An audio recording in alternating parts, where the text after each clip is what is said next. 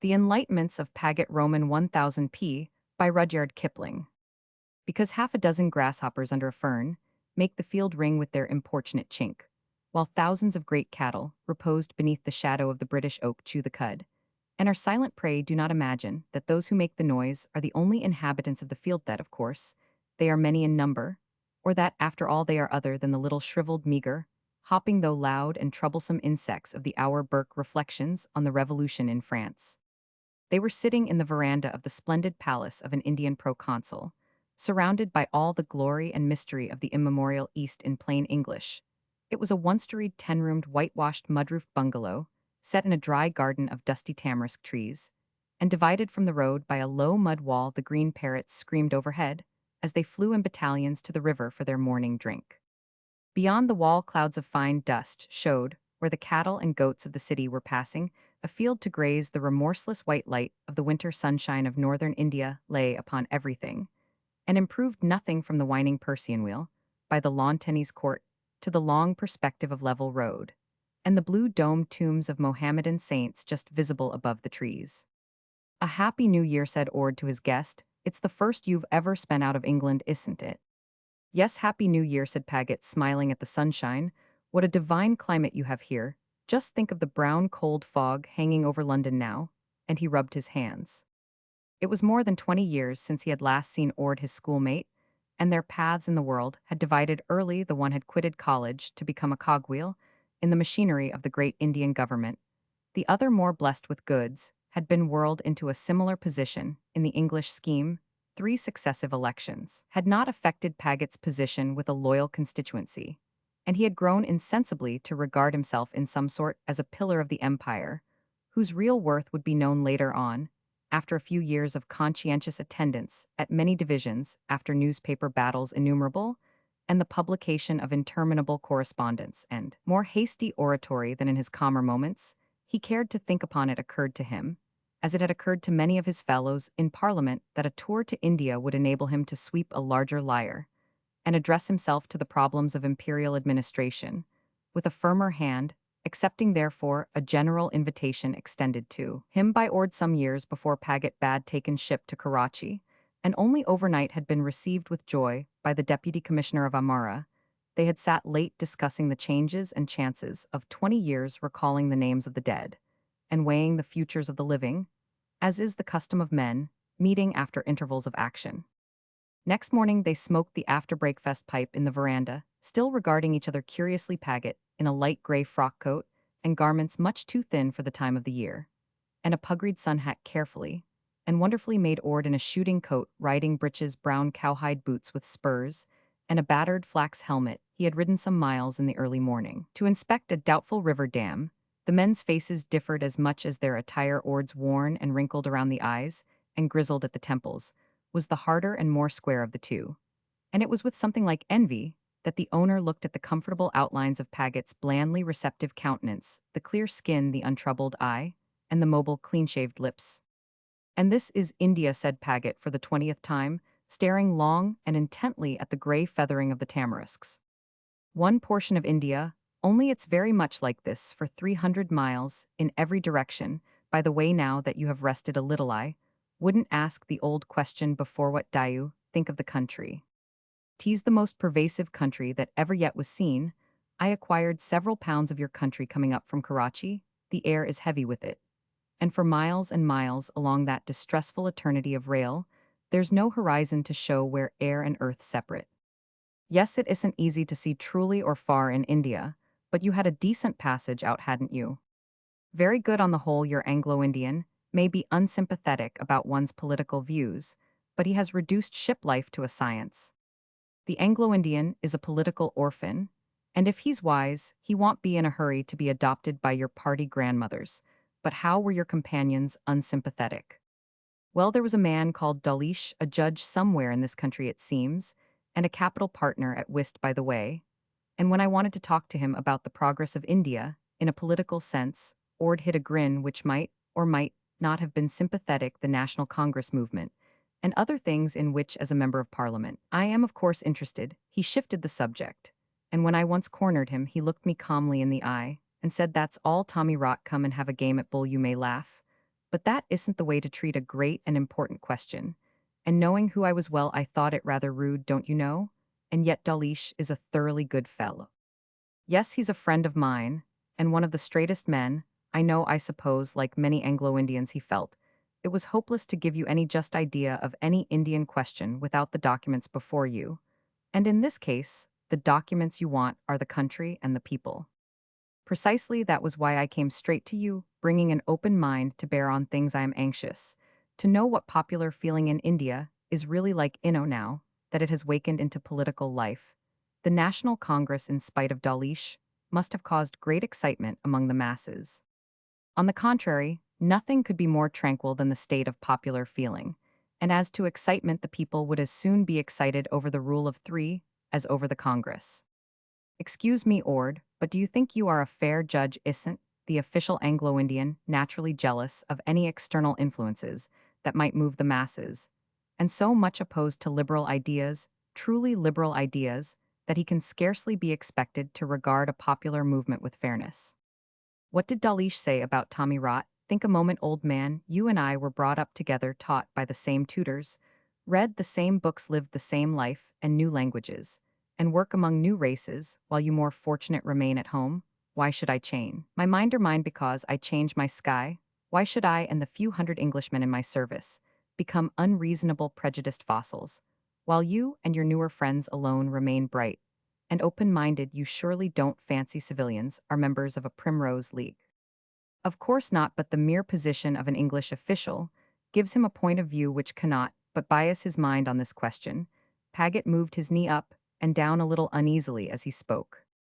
That sounds plausible enough, but like more plausible notions on Indian matters, I believe it's a mistake y'all find when you come to consult the unofficial Britain, that our fault as a class, I speak of the civilian noes, rather to magnify the progress that has been made toward liberal institutions, it is of English origin such as it is, and the stress of our work since the mutiny in 30 years ago has been in that direction. No, I think you will get no fairer or more dispassionate view of the Congress business than such men as I can give you. But I may as well say at once that those who know most of India from the inside are inclined to wonder at the noise our scarcely begun experiment makes in England. But surely the gathering together of Congress delegates is of itself a new thing. There's nothing new under the sun. When Europe was a jungle, half Asia flocked to the canonical conferences of Buddhism. And for centuries the people have gathered at Punherdwar, Trimbek, and Benares in immense numbers. A great meeting, what you call a mass meeting, is really one of the oldest and most popular of Indian institutions in this topsy-turvy land. And though they have been employed in clerical work for generations, they have no practical knowledge of affairs. A ship's clerk is a useful person, but he is scarcely the captain, and an orderly room writer, however smart he may be, is not the colonel. You see, the writer class in India has never, till now, aspired to anything like command. It wasn't allowed to the Indian gentleman, for thousands of years past, has resembled Victor Hugo's noble Unvrisire Chatelaine Lace, Ecrier Levillain Samaindine, Quand il Seen, Egratine Levellin. And the little Egratignures he most likes to make have been scored pretty deeply by the sword. But this is childish and medieval nonsense. Precisely, and from your, or rather, our point of view, the pen is mightier than the sword in this country. It's otherwise the fault lies in our Indian balances, not yet adjusted to civilized weights and measures. Well, at all events, this literary class represent the natural aspirations and wishes of the people at large, though it may not exactly lead them. And in spite of all you say, Ord, I defy you to find a really sound English radical who would not sympathize with those aspirations. Pagett spoke with some warmth, and he had scarcely ceased when a well-appointed dog-cart turned into the compound gates, and Ord rose, saying, "Here is Edwards, the master of the lodge I neglect, so diligently come to talk about accounts, I suppose." As the vehicle drove up under the porch, Pagett also rose, saying, with the trained effusion born of much practice, "But this is also my friend, my old and valued friend Edwards. I am delighted to see you. I knew you were in India, but not exactly where." "Then it isn't accounts," Mr. Edwards said Ord cheerily. "Why no, sir, I heard Mr. Pagett was coming, and as our works were closed for the new year, I thought I would drive over and see him." A very happy thought. Mr. Edwards, you may not know, Ord, was a leading member of our radical club at Switchton when I was beginning political life. and I owe much to his exertions. There's no pleasure like meeting an old friend, except perhaps making a new one, I suppose, Mr. Edwards, you stick to the good old cause. Well, you see, sir, things are different out here. There's precious little one can find to say against the government, which was the main of our talk at home, and them that do say things are not the sort o' people a man who respects himself would like to be mixed up with. There are no politics in a manner of speaking in India, it's all work. Surely you are mistaken, my good friend, why I have come all the way from England, just to see the working of this great national movement. I don't know where you're going to find the nation as moves to begin with, and then y'all be hard put to it. To find what they are moving about, it's like this, sir, said Edwards, who had not quite relished being called my good friend. They haven't got any grievance and nothing to hit with, don't you see, sir, and then there's not much to hit against, because the government is more like a kind of general providence, directing an old established state of things, than that at home, where there's something new thrown down for us to fight about every 3 months. You are probably in your workshops full of English mechanics, out of the way of learning what the masses think. I don't know so much about that. There are 4 of us English foremen, and between 700 and 800 native fitters, smiths, carpenters, painters, and such like. And they are full of the Congress, of course. Never hear a word of it from year's end to year's end, and I speak the talk too, but I wanted to ask how things are going on at home, old Tyler and Brown, and the rest. We will speak of them presently, but your account of the indifference of your men surprises me almost as much as your own, I fear. You are a backslider from the good old doctrine. Edwards Pagett spoke, as one who mourned the death of a near relative. Not a bit, sir, but I should be if I took up with a parcel of baboos, pleaders, and schoolboys, as never did a day's work in their lives, and couldn't if they tried. And if you was to poll us English railway men, mechanics, tradespeople, and the like of that all up and down the country from Peshawar to Calcutta, you would find us mostly in a tale together. And yet you'd know we're the same English you pay some respect to at home at election time, and we have the pull o' knowing something about it. This is very curious, but you will let me come and see you, and perhaps you will kindly show me the railway works, and we will talk things over at leisure, and about all old friends and old times, added Pagett, detecting with quick insight a look of disappointment in the mechanic's face. Nodding briefly to Ord, Edwards mounted his dog-cart and drove off. It's very disappointing, said the member to Ord, who, while his friend discoursed with Edwards, had been looking over a bundle of sketches, drawn on grey paper in purple ink, brought to him by a chuprasy.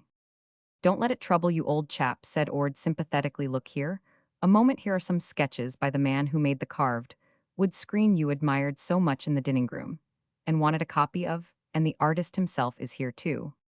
A native, said Pagett. Of course, was the reply. Bishan Singh is his name, and he has 2 brothers to help him. When there is an important job to do, the 3 go into partnership. But they spend most of their time, and all their money in litigation, over an inheritance, and I am afraid they are getting involved. Thoroughbred Sikhs of the old rock, obstinate, touchy, bigoted, and cunning, but good men for all that. Here is Bishan Singh Shawl. We ask him about the Congress. But Bishan Singh, who approached with a respectful salaam, had never heard of it, and he listened with a puzzled face, and obviously feigned interest to Ord's account of its aims and objects, finally shaking his vast white turban with great significance, when he learned that it was promoted by certain pleaders, named by Ord and by educated natives.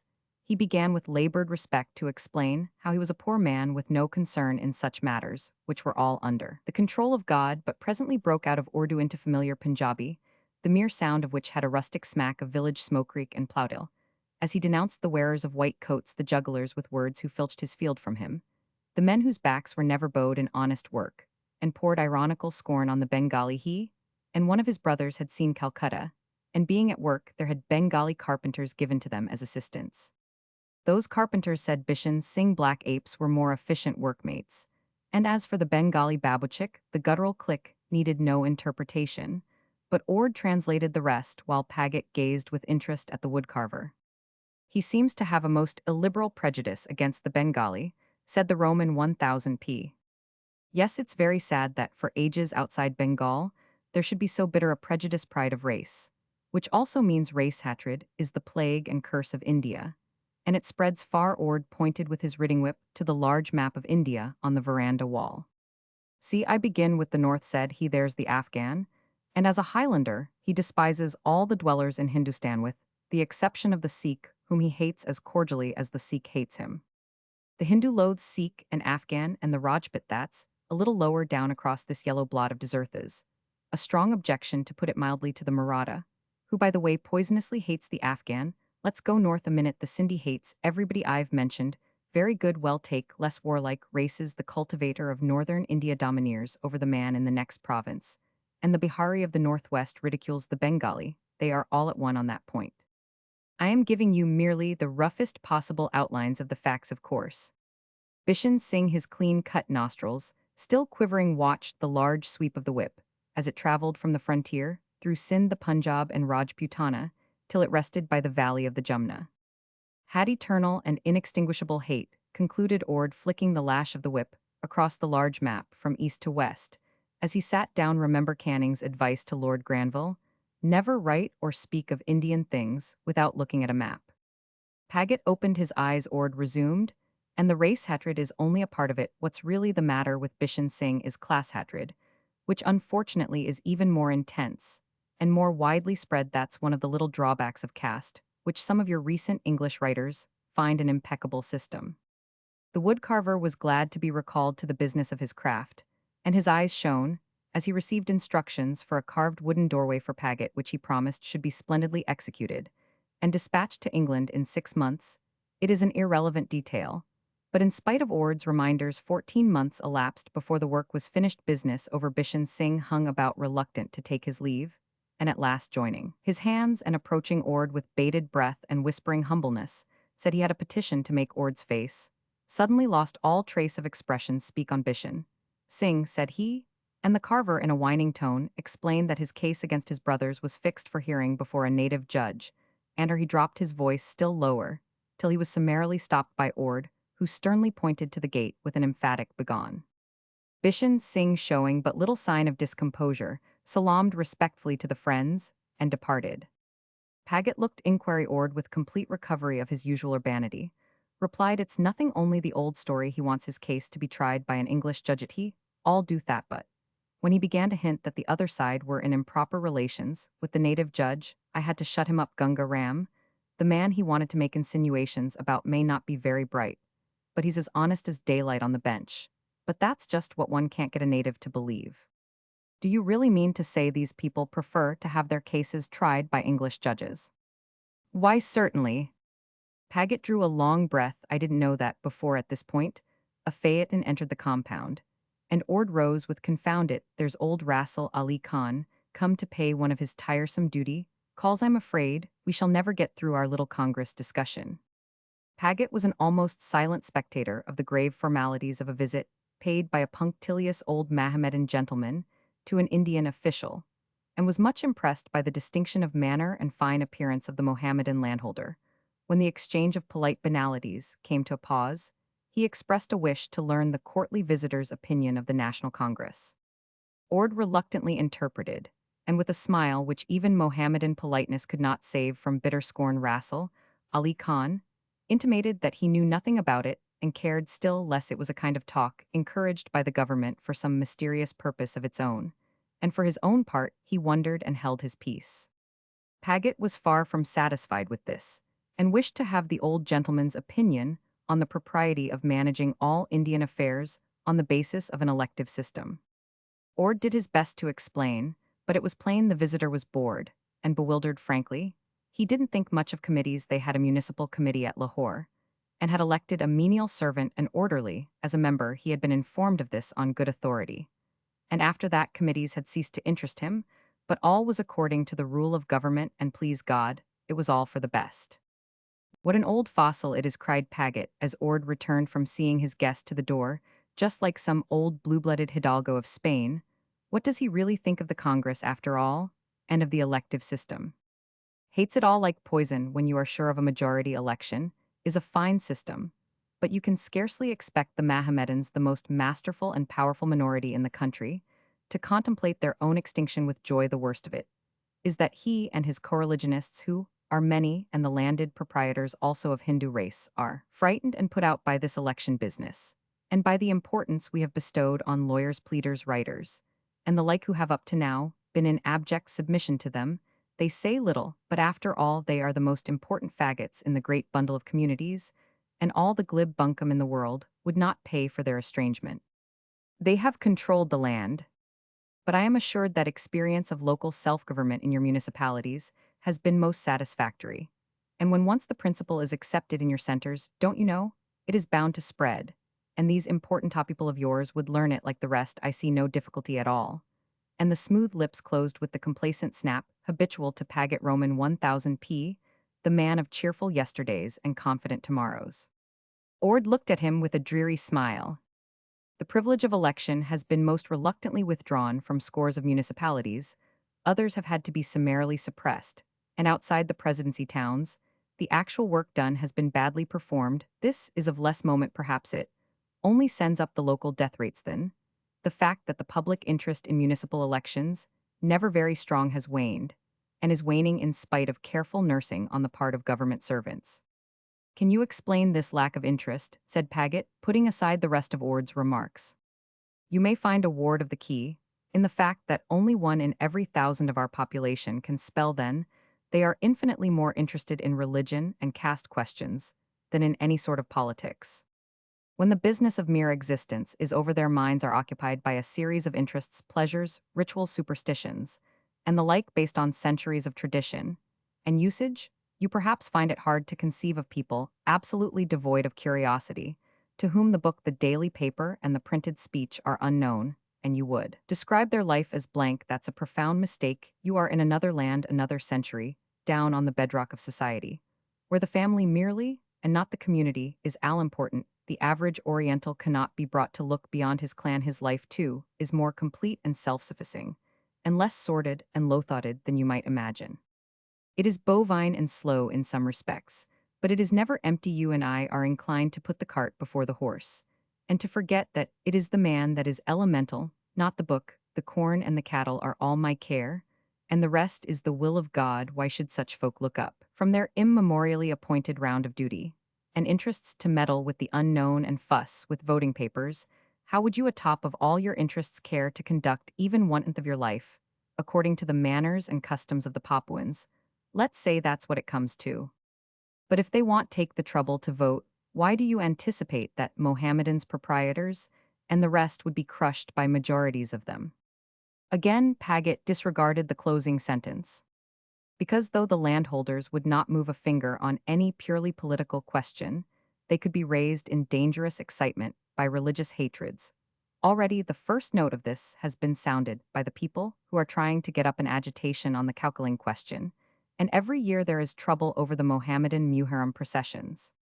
But who looks after the popular rights being thus unrepresented?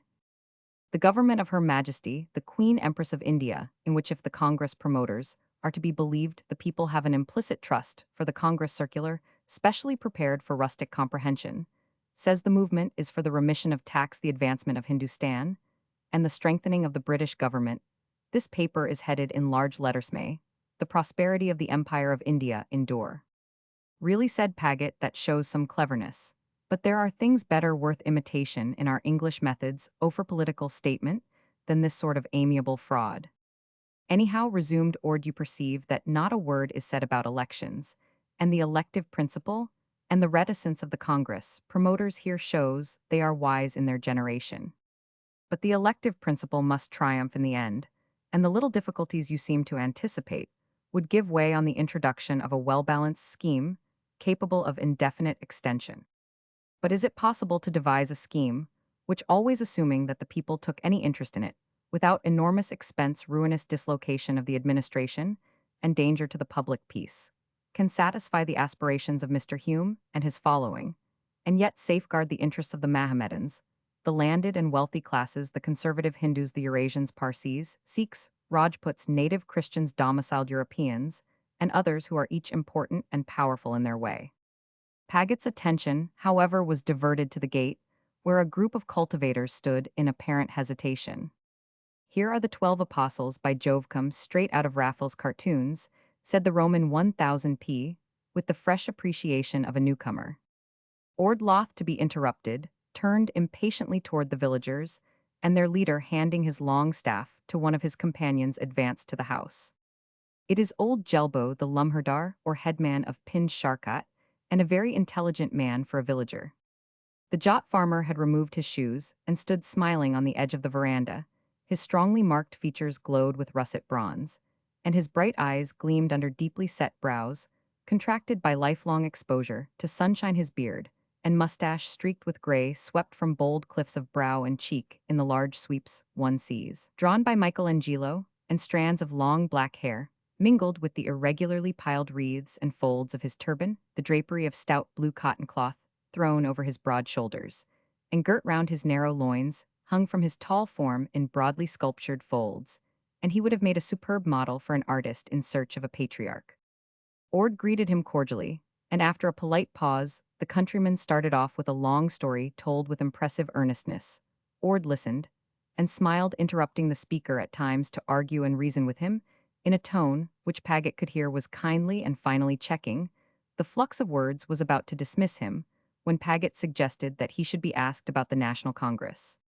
But Jelbo had never heard of it. He was a poor man, and such things by the favor of his honor did not concern him. "What's the matter with your big friend that he was so terribly in earnest?" asked Pagett when he had left. "Nothing much. He wants the blood of the people in the next village, who have had smallpox and cattle plague pretty badly, and by the help of a wizard a courier, and several pigs have passed it on to his own village. Wants to know if they can't be run in for this awful crime. It seems they made a dreadful charivari at the village boundary, threw a quantity of spell-bearing objects over the border, a buffalo's skull, and other things, then branded a chammer what you would call a courier in his hinder parts, and drove him and a number of pigs over into Jelbo's village. Jelbo says he can bring evidence to prove that the wizard directing these proceedings, who is a Sansi, has been guilty of theft, arson, cattle killing, perjury, and murder, but would prefer to have him punished for bewitching them and inflicting smallpox. And how on earth did you answer such a lunatic? Lunatic, the old fellow is as sane as you or I, and he has some ground of complaint against those Sansies. I asked if he would like a native superintendent of police, with some men to make inquiries. But he objected on the grounds the police were rather worse than smallpox and criminal tribes put together. Criminal tribes, sir? I don't quite understand, said Pagett. We have in India many tribes of people who in the slack anti-British days became robbers in various kind and preyed on the people. They are being restrained and reclaimed little by little, and in time will become useful citizens. But they still cherish hereditary traditions of crime, and are a difficult lot to deal with. By the way, what about the political rights of these folk under your schemes? The country people call them vermin, but I suppose they would be electors with the rest. Nonsense. A special provision would be made for them in a well-considered electoral scheme, and they would doubtless be treated with fitting severity, said Pagett with a magisterial air. Severity, yes, but whether it would be fitting is doubtful. Even those poor devils have rights, and after all they only practice what they have been taught. But criminals, Ord. Yes, criminals with codes and rituals of crime, gods and godlings of crime, and 100 songs and sayings in praise of it. Puzzling, isn't it? It's simply dreadful. They ought to be put down at once. Are there many of them? Not more than about 60,000 in this province, for many of the tribes broadly described as criminal are really vagabond and criminal only on occasion, while others are being settled and reclaimed. They are of great antiquity, a legacy from the past, the golden glorious Aryan past of Max Muller Birdwood, and the rest of your spindrift philosophers. An orderly brought a card to Ord, who took it with a movement of irritation at the interruption, and banded it to Pagett, a large card with a ruled border in red ink, and in the center in schoolboy copper plate, Mr. D.M.A. Nath, give salam, said the civilian, and there entered in haste. Slender youth clad in a closely fitting coat of gray homespun tight, trousers, patent leather shoes, and a small black velvet cap. His thin cheek twitched, and his eyes wandered restlessly, for the young man was evidently nervous and uncomfortable, though striving to assume a free and easy air. Your honor may perhaps remember me, he said in English, and Ord scanned him keenly. I know your face. Somehow you belong to the Shersha district, I think, when I was in charge there. Yes, sir, my father is writer at Shersha, and your honor gave me a prize when I was first in the middle school examination 5 years ago. Since then I have prosecuted my studies, and I am now second-year student in the mission college. Of course you are Kedar Nath's Sandh boy who said he liked geography better than play or sugar cakes, and I didn't believe you. How is your father getting on? He is well and he sends his salam, but his circumstances are depressed, and he also is down on his luck. You learn English idioms at the mission college, it seems. Yes, sir, they are the best idioms, and my father ordered me to ask your honor to say a word for him to the present incumbent of your honors, shews the latchet of which he is not worthy to open, and who knows not Joseph, for things are different at Shusha now, and my father wants promotion. Your father is a good man, and I will do what I can for him. At this point, a telegram was handed to Ord, who, after glancing at it, said, he must leave his young friend, whom he introduced to Pagett, a member of the English House of Commons, who wishes to learn about India. Ord had scarcely retired with his telegram when Pagett began. Perhaps you can tell me something of the National Congress movement. Sir, it is the greatest movement of modern times, and one in which all educated men like us must join. All our students are for the Congress. Excepting, I suppose, Mohammedans, and the Christians, said Pagett, quick to use his recent instruction. These are some mere exceptions to the universal rule. But the people outside the college, the working classes, the agriculturists, your father and mother, for instance. My mother, said the young man, with a visible effort to bring himself to pronounce the word, has no ideas, and my father is not agriculturist, nor working class, he is of the Kayeth caste. But he had not the advantage of a collegiate education, and he does not know much of the Congress. It is a movement for the educated young man, connecting adjective and noun in a sort of vocal hyphen. Ah yes, said Pagett, feeling he was a little off the rails, and what are the benefits you expect to gain by it? Oh, sir, everything. England owes its greatness to parliamentary institutions, and we should at once gain the same high position in scale of nations. Sir, we wish to have the sciences, the arts, the manufactures, the industrial factories, with steam engines, and other motive powers and public meetings and debates already. We have a debating club in connection with the college, and elect a Mr. Speaker, sir, the progress must come. You also are a member of Parliament, and worship the great Lord Ripon, said the youth breathlessly, and his black eyes flashed as he finished his Kamala's sentences. Well, said Pagett dryly, it has not yet occurred to me to worship his lordship, although I believe he is a very worthy man, and I am not sure that England owes quite all the things you name to the House of Commons. You see, my young friend, the growth of a nation like ours is slow, subject to many influences, and if you have read your history aright, sir, I know it all: Norman Conquest, Magna Charta, Runnymede Reformation, Tudors, Stuarts, Mr. Milton, and Mr. Burke. And I have read something of Mr. Herbert Spencer and Gibbon's Decline, and Fall Reynolds' Mysteries of the Court, and Pagett felt like one who had pulled the string of a shower bath unawares, and hastened to stop the torrent with a question as to what particular grievances of the people of India the attention of an elected assembly should be first directed. But young Mr. D.M.A. Nath was slow to particularize. There were many, very many, demanding consideration. Mr. Pagett would like to hear of one or two typical examples. The repeal of the Arms Act was at last named, and the student learned for the first time that a license was necessary before an Englishman could carry a gun in England. Then natives of India ought to be allowed to become volunteer riflemen if they chose, and the absolute equality of the Oriental with his European fellow subject. Civil status should be proclaimed on principle, and the Indian army should be considerably reduced. The student was not, however, prepared with answers to Mr. Pagett's mildest questions on these points, and he returned to vague generalities, leaving the Roman 1000 so much impressed with the crudity of his views that he was glad on Ord's return to say goodbye to his very interesting young friend. What do you think of young India? Asked Ord. Curious, very curious, and callow. And yet, the civilian replied, one can scarcely help sympathizing with him for his mere youth's sake. The young orators of the Oxford Union arrived at the same conclusions, and showed doubtless just the same enthusiasm.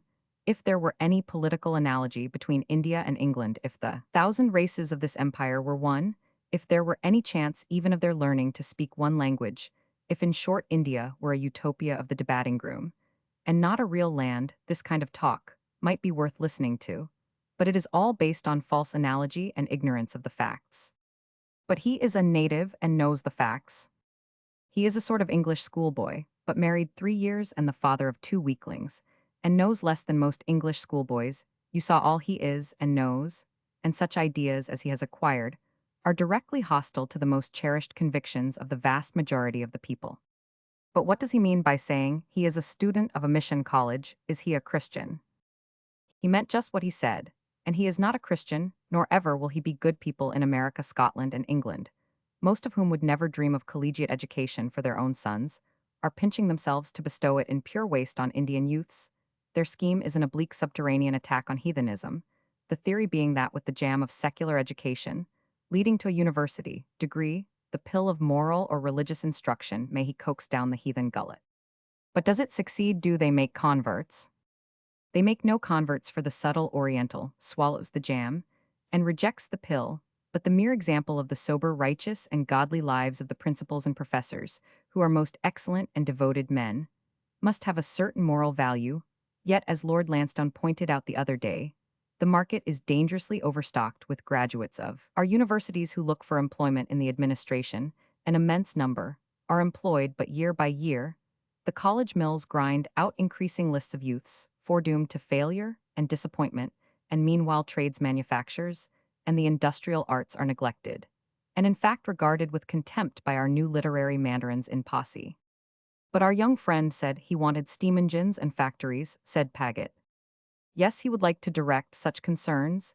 He wants to begin at the top, for manual labor is held to be discreditable, and he would never defile his hands by the apprenticeship which the architects, engineers, and manufacturers of England cheerfully undergo, and he would be aghast to learn that the leading names of industrial enterprise in England belonged a generation or two since, or now belong to men who wrought with their own hands. And though he talks glibly of manufacturers, he refuses to see that the Indian manufacturer of the future will be the despised workman of the present. It was proposed, for example, a few weeks ago, that a certain municipality in this province should establish an elementary technical school for the sons of workmen. The stress of the opposition to the plan came from a pleader who owed all he had to a college education bestowed on him, gratis by government and missions.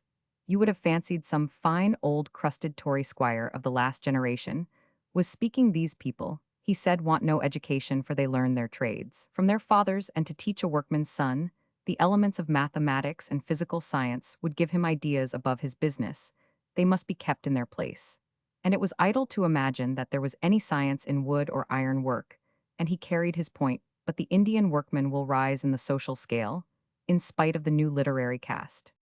In England, we have scarcely begun to realize that there is an industrial class in this country, yet I suppose the example of men like Edwards, for instance, must tell, said Pagett thoughtfully. That you shouldn't know much about it is natural enough, for there are but few sources of information. India, in this as in other respects, is like a badly kept ledger not written up to date, and men like Edwards are in reality missionaries, who by precept and example are teaching more lessons than they know. Only a few, however, of their crowds of subordinates seem to care to try to emulate them and aim at individual advancement. The rest drop into the ancient Indian caste group. How do you mean? Asked Pagett. Well, it is found that the new railway and factory workmen, the fitter, the smith, the engine driver, and the rest, are already forming separate hereditary castes. You may notice this down at Jamalpur in Bengal, one of the oldest railway centers, and at other places, and in other industries, they are following the same inexorable Indian law. Which means, queried Pagett, it means that the rooted habit of the people is to gather in small, self-contained, self-sufficing family groups, with no thought or care for any interests, but their own a habit which is scarcely compatible with the right acceptation of the elective principle. Yet you must admit, Ord, that though our young friend was not able to expound the faith that is in him, your Indian army is too big. Not nearly big enough for its main purpose, and as a side issue, there are certain powerful minorities of fighting folk whose interests an Asiatic government is bound to consider. Arms is as much a means of livelihood as civil employ under government and law, and it would be a heavy strain on British bayonets to hold down Sikhs, Jats, Baloches, Rohillas, Rajputs, Bills, Dogras, Pathans, and Gurkhas to abide by the decisions of a numerical majority, opposed to their interests, leave the numerical majority to itself, without the British bayonets. A flock of sheep might as reasonably hope to manage a troop of collies. This complaint about excessive growth of the army is akin to another contention of the Congress party. They protest against the malversation of the whole of the moneys raised by additional taxes as a famine insurance fund to other purposes. You must be aware that this special famine fund has all been spent on frontier roads and defenses and strategic railway schemes as a protection against Russia. but there was never a special famine fund, raised by special taxation, and put by as in a box no sane administrator would dream of such a thing in a time of prosperity. A finance minister, rejoicing in a margin, proposed to annually apply $1.5 million to the construction of railways and canals for the protection of districts liable to scarcity, and to the reduction of the annual loans for public works, but times were not always prosperous, and the finance minister had to choose whether he would bang up the insurance scheme for a year or impose fresh taxation when a farmer hasn't got the little surplus he hoped to have for buying a new wagon and draining a lowlying field corner. You don't accuse him of malversation if he spends what he has on the necessary work of the rest of his farm. A clatter of hoofs was heard, and Ord looked up with vexation, but his brow cleared as a horseman halted under the porch. Hello, Ord just looked in to ask if you're coming to Polo on Tuesday. We want you badly to help to crumple up the crab bakar team. Ord explained that he had to go out into the district, and while the visitor complained that though good men wouldn't play duffers were always keen, and that his side would probably be beaten, Pagett rose to look at his mount, a red-lathered Bylock mare, with a curious lyre-like incurving of the ears, quite a little thoroughbred in all other respects, said the Roman 1000p, and Ord presented Mr. Reginald Burke, manager of the Syed and Silecote Bank, to his friend. Yes, she's as good as they make 'em, and she's all the female I possess, and spoiled in consequence, aren't you, old girl, said Burke, patting the mare's glossy neck, as she backed and plunged. Mr. Pagett, said Ord, has been asking me about the Congress. What is your opinion? Burke turned to the Roman 1000p with a frank smile. Well, if it's all the same to you, sir, I should say damn the Congress. But then I am no politician, but only a businessman. You find it a tiresome subject? Yes, it's all that, and worse than that, for this kind of agitation is anything but wholesome for the country. How do you mean? It would be a long job to explain, and Sarah here won't stand, but you know how sensitive capital is, and how timid investors are. All this sort of rot is likely to frighten them, and we can't afford to frighten them. The passengers aboard an ocean steamer don't feel reassured when the ship's way is stopped, and they hear the workmen's hammers tinkering at the engines down below. The old ark's going on all right as she is, and only wants quiet and room to move. Them's my sentiments, and those of some other people who have to do with money and business. Then you are a thick and thin supporter of the government as it is. Why no, the Indian government is much too timid with its money, like an old maiden aunt of Minilways, in a funk about her investments. They don't spend half enough on railways, for instance, and they are slow in a general way, and ought to be made to sit up in all that concerns the encouragement of private enterprise, and coaxing out into use the millions of capital that lie dormant in the country. The mayor was dancing with impatience, and Burke was evidently anxious to be off, so the men wished him goodbye. Who is your genial friend, who condemns both Congress and government? In a breath asked Pagett with an amused smile. Just now he is Reggie Burke, keener on polo than on anything else. But if you go to the Sind and Silecote Bank tomorrow, you would find Mr. Reginald Burke a very capable man of business, known and liked by an immense constituency north and south of this. Do you think he is right about the government's want of enterprise? I should hesitate to say better consult the merchants and chambers of commerce in Cawnpore, Madras, Bombay, and Calcutta. But though these bodies would like, as Reggie puts it, to make government sit up, it is an elementary consideration in governing a country like India, which must be administered for the benefit of the people at large, that the counsels of those who resort to it for the sake of making money should be judiciously weighed and not allowed to overpower the rest. They are welcome guests here as a matter of course, but it has been found best to restrain their influence. Thus the rights of plantation laborers, factory operatives, and the like have been protected, and the capitalist eager to get on has not always regarded government action with favor. It is quite conceivable that under an elective system, the commercial communities of the great towns might find means to secure majorities on labor questions and on financial matters. They would act at least with intelligence and consideration. Intelligence, yes, but as to consideration, who, at the present moment, most bitterly resents the tender solicitude of Lancashire for the welfare and protection of the Indian factory, operative English and native capitalists running cotton mills and factories? But is the solicitude of Lancashire in this matter entirely disinterested? It is no business of mine to say. I merely indicate an example of how a powerful commercial interest might hamper a government intent, in the first place, on the larger interests of humanity. Ord broke off to listen a moment. There's Dr. Lathrop, talking to my wife in the drawing room, said he. Surely not, that's a lady's voice, and if my ears don't deceive me, an American. Exactly, Dr. Eva McCreary Lathrop, chief of the new women's hospital here, and a very good fellow for by good morning, doctor. He said, as a graceful figure came out on the veranda. You seem to be in trouble, I hope Mrs. Ord was able to help you. Your wife is real kind and good. I always come to her when I am in a fix, but I fear it's more than comforting I want. You work too hard and wear yourself out, said Ord. Kindly let me introduce my friend Mr. Pagett, just fresh from home and anxious to learn his India.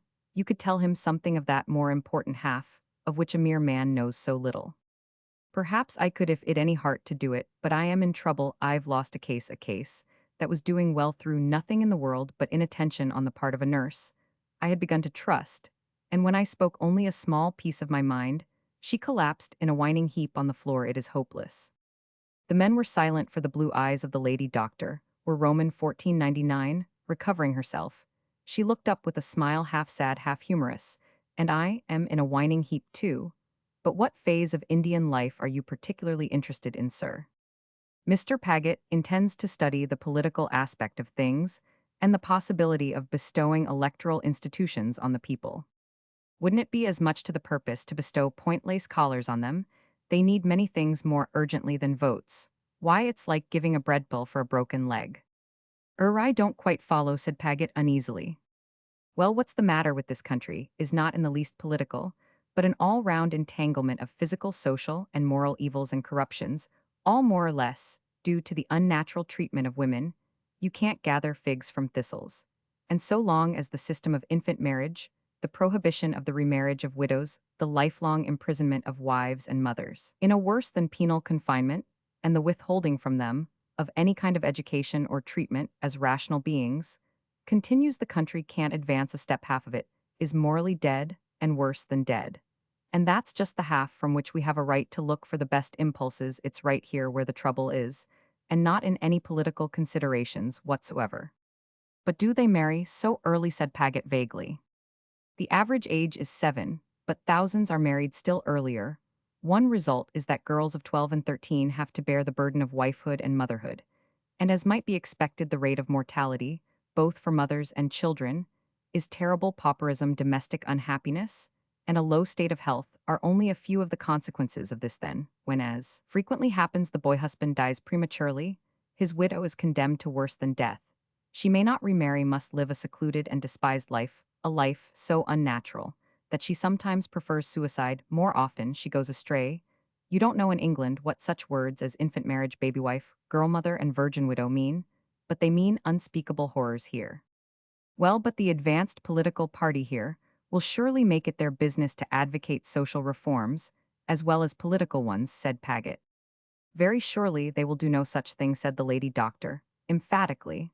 I wish I could make you understand why even of the funds devoted to the Marchioness of Dufferin's organization for medical aid to the women of India, it was said in print and in speech that they would be better spent on more college scholarships for men, and in all the advanced parties talk God forgive theme, and in all their programs, they carefully avoid all such subjects. They will talk about the protection of the cow, for that's an ancient superstition. They can all understand that, but the protection of the women is a new and dangerous idea. She turned to Pagett impulsively. You are a member of the English Parliament. Can you do nothing? The foundations of their life are rotten utterly, and bestially rotten.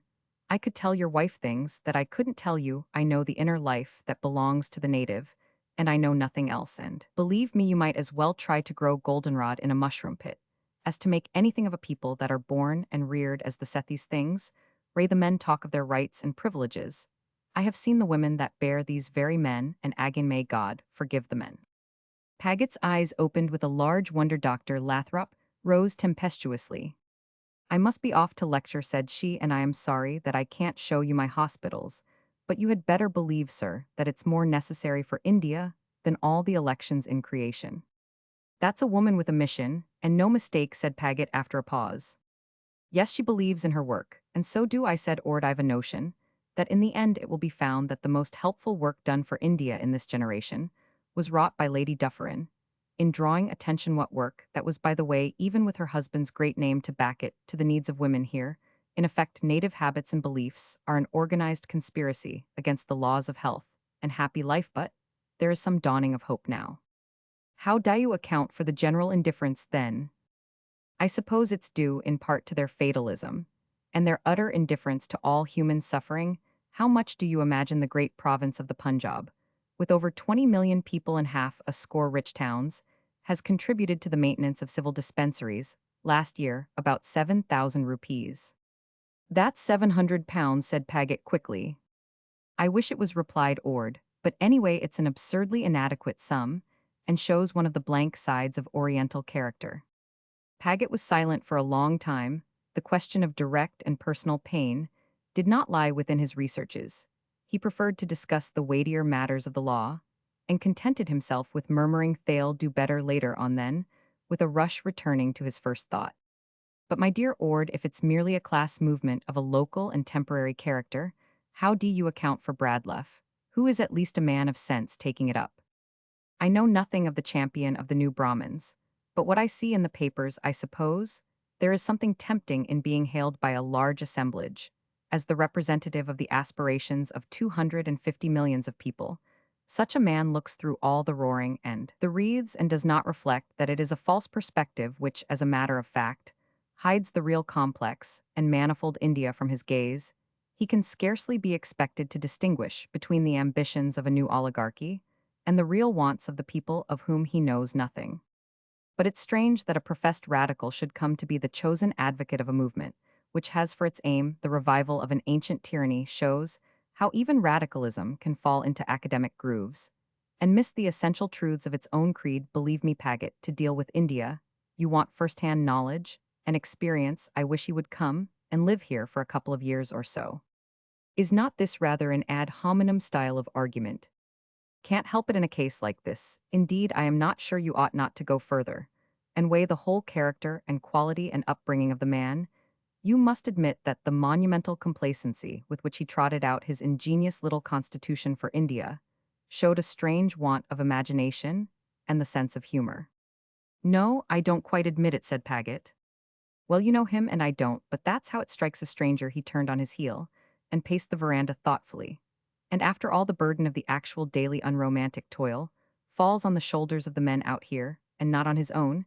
He enjoys all the privileges of recommendation without responsibility. And we, well, perhaps when you've seen a little more of India, you'll understand. To begin with, our death rates 5 times higher than yours. I speak now for the brutal bureaucrat, and we work on the refuse of worked-out cities and exhausted civilizations among the bones of the dead. In the case of the Congress meetings, the only notable fact is that the priests of the altar are British, not Buddhist, Jain, or Brahminical, and that the whole thing is a British contrivance kept alive by the efforts of Messrs. Hume, Eardley, Norton, and Digby. You mean to say, then, it's not a spontaneous movement? What movement was ever spontaneous in any true sense of the word? This seems to be more factitious than usual. You seem to know a great deal about it. Try it by the touchstone of subscriptions, a coarse but fairly trustworthy criterion. And there is scarcely the color of money in it. The delegates write from England that they are out of pocket for working expenses, railway fares, and stationery, mere pasteboard and scaffolding of their show. It is in fact collapsing from mere financial inanition. But you cannot deny that the people of India, who are perhaps too poor to subscribe, are mentally and morally moved by the agitation. Pagett insisted. That is precisely what I do deny. The native side of the movement is the work of a limited class, a microscopic minority, as Lord Dufferin described it when compared with the people proper, but still a very interesting class, seeing that it is of our own creation. It is composed almost entirely of those of the literary or clerkly castes who have received an English education. Surely that's a very important class. Its members must be the ordained leaders of popular thought. Anywhere else they might be leaders, but they have no social weight here. Pagett laughed. That's an epigrammatic way of putting it, Ord. Is it? Let's see, said the deputy commissioner of Amara, striding into the sunshine, toward a half-naked gardener potting roses. He took the man's hoe and went to a rain-scarped bank at the bottom of the garden. Come here, Pagett, he said, and cut at the sun-baked soil. After 3 strokes there rolled from under the blade of the hoe the half of a clanking skeleton that settled at Pagett's feet. In an unseemly jumble of bones, the Roman 1000p drew back. Our houses are built on cemeteries, said Ord. There are scores of thousands of graves within 10 miles. Pagett was contemplating the skull with the odd fascination of a man who has but little to do with the dead Indias, a very curious place, said he after a pause. Ah, y'all know all about it in 3 months. Come in to lunch, said Ord.